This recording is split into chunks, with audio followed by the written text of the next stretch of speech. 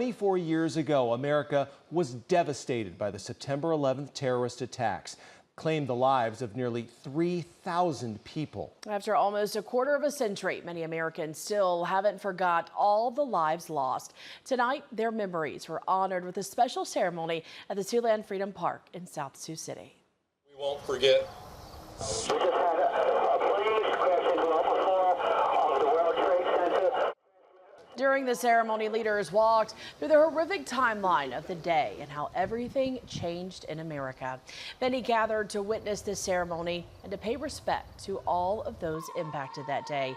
They also rang the 4-5 bells to honor the firefighters who lost their lives on 9/11. Organizers hope holding ceremonies like this will help remind Americans that they need to continue to come together. I really hope people just get the sense that we can come together no matter what happens, and that we can find things in common and have a unity like we did back on September 11, 2001. Even though as tragic as it was, the country came together.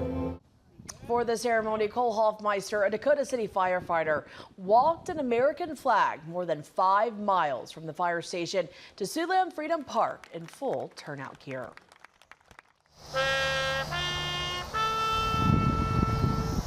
Also during tonight's ceremony, the American Legion and VFW posts from the tri-state area retired American flags. Since 1937, the American Legion have held flag retirement ceremonies by burning them in a dignified manner.